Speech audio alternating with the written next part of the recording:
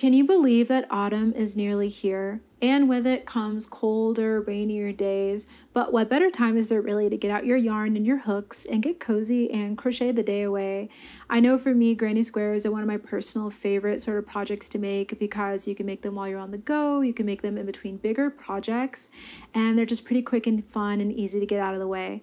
So in this video, I'm going to share 25 of my favorite free granny square projects to make for autumn.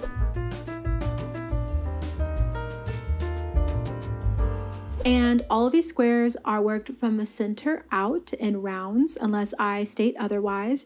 And if you want to find any of the exact links to any of these patterns, you can head to my blog post, which is linked in the description box below. Sunflowers are in full bloom in late summer and autumn, so why not make this Sunflower Granny by Hooked by Robin.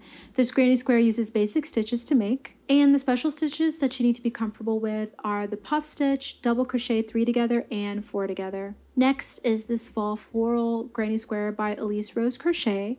It's created with basic stitches and the popcorn stitch. And I really liked how they included the join as you go method to connect more than one square together very quickly and seamlessly if you want to make the table runner pattern that they included. Or make this gorgeous leaves Fall Granny Square by Nana's Crafty Home.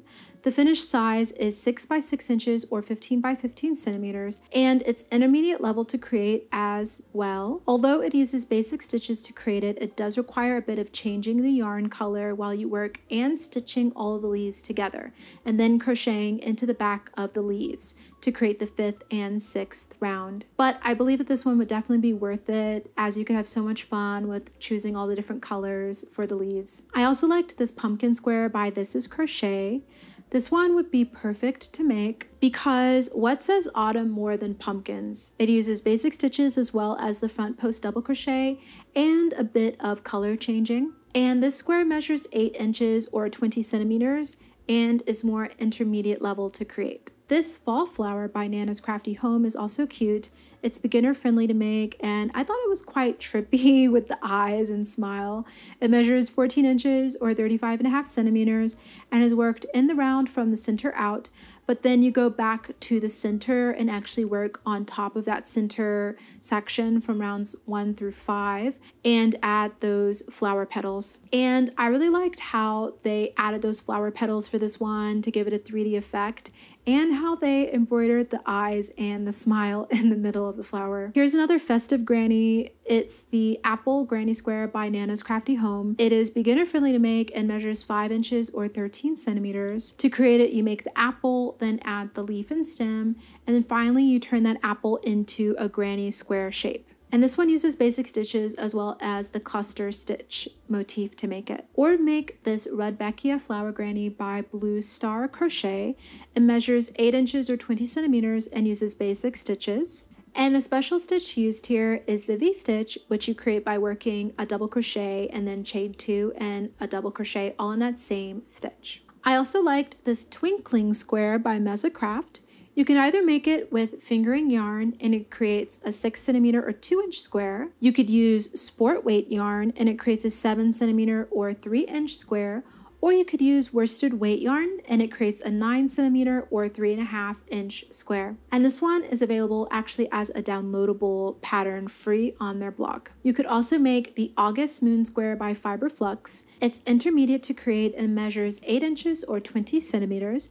And there's also guidance on how to make the square bigger if you like. And you only need to be comfortable with basic stitches for this one, as well as working in the front and back post of a stitch. Another great fall granny square to make is this one by You Should Craft.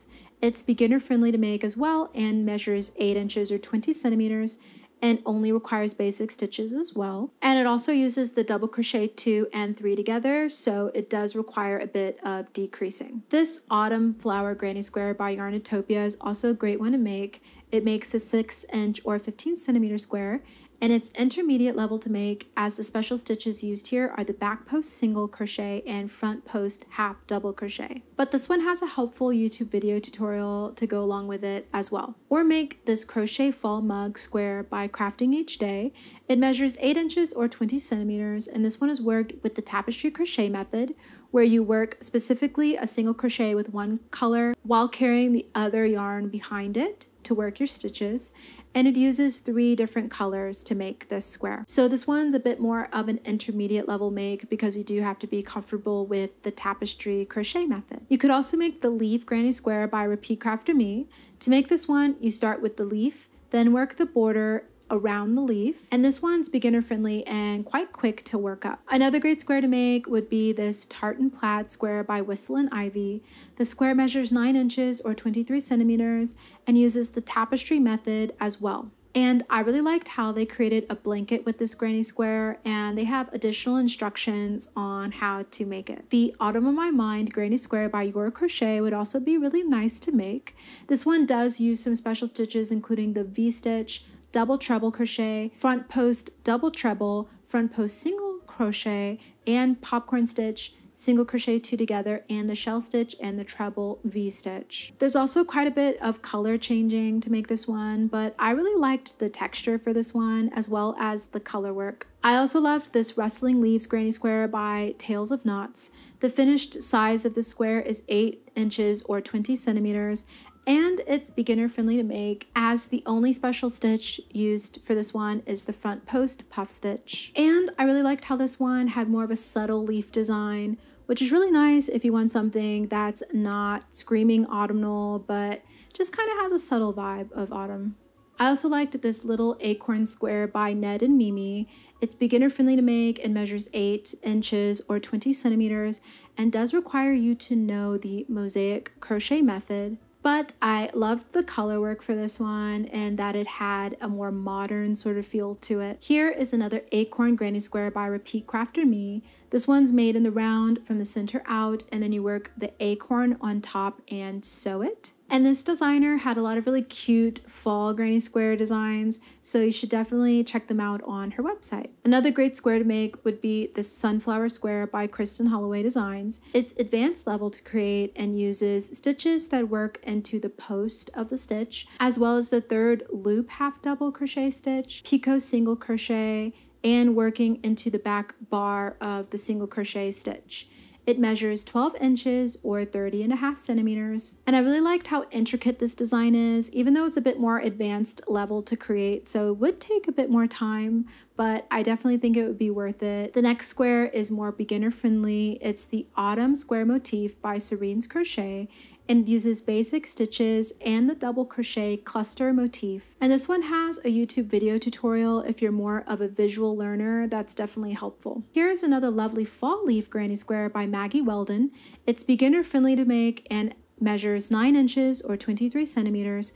And this one is made by making 9 squares with different motifs, then whip stitching them all together and embroidering the leaf stem onto it. So with this one, it's definitely good to be a bit more comfortable with sewing and embroidery. Another lovely pumpkin square to make is this one by Be Unique Boutique. It measures 4 inches or 10 centimeters and uses basic stitches to make and is beginner friendly. So you could definitely make a lot of these all in one sitting and then embroider a little stem or even a jack-o'-lantern face on these with some scrap yarn. I love this Sunburst Granny Square by Crochet Me Lovely. It uses basic stitches as well as the puff stitch and cluster stitch. It starts out with a circle in the middle and then cluster stitches, then it's finished off by making it into a square in the last round. This one has a YouTube video tutorial as well as a downloadable PDF pattern. Or make this Sunflower Granny Square by Lullaby Lodge.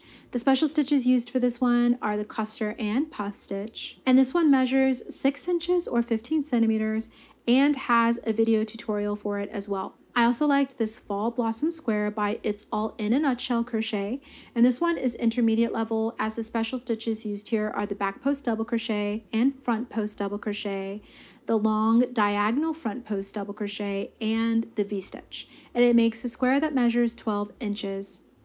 And this one also has a downloadable PDF pattern and video tutorial. Well, those are my favorite granny squares to make for autumn. If you enjoyed this video, don't forget to give it a like and also leave me a cactus emoji in the comments below.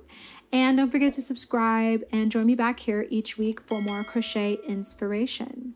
If you're completely new to crochet, you should definitely check out my free 12-page ebook in the description box below, which has lots of helpful guides and charts to help you along with your crochet journey. And I also have a new course, Explorations Through Crochet the Basics, where I share over 5 hours of video tutorials and 5 crochet patterns. And we'll also be having 2 live Q&A sessions over there exclusive to the course, where you'll be able to ask any questions and learn live with me. So if you want to check that out, you should also see the description box below for that. Well, thank you for watching, and I hope you'll join me in the next one.